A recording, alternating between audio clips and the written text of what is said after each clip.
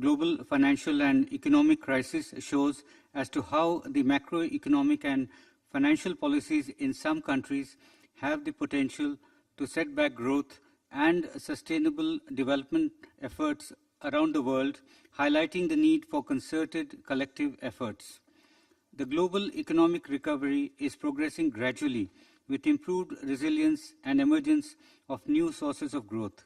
However, there are concerns that a durable recovery may remain constrained by factors such as the persistence of low productivity and debt overhang problems in advanced economies as well as in some emerging market economies, rising populism and protectionism, and the slow pace of structural reforms.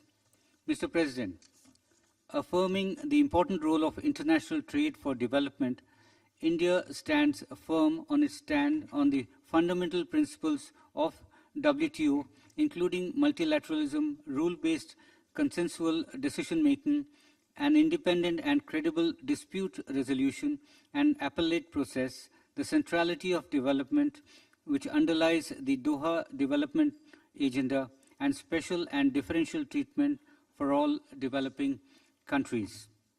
Mr. President, in the spirit of the Addis Agenda, India is currently implementing a wave of reforms. Apart from encouraging digital over cash transactions, we have introduced a goods and service tax, GST, regime in the country, which provides for uniform taxes, and in this, all other indirect taxes are subsumed. This has led to a 50% increase in the number of indirect taxpayers. Coupled with demonetization of high-value currency notes, the GST brought 1.8 million more people into the income tax net.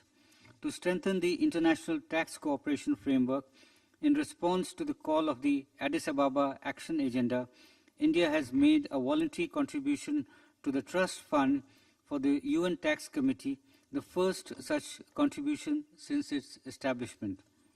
I am happy to note that in the outcome document of this forum, we have committed ourselves to remain mindful of new gaps in the domestic resource mobilization that may result from financial innovations, including digital finance and the implications of fintech and the weightless economy on financial inclusion and access to finance. Mr. President, led by India, the International Solar Alliance, which was launched during COP21 in Paris in 2015, has been established. With 60 countries already on board, the resource mobilization by ISA is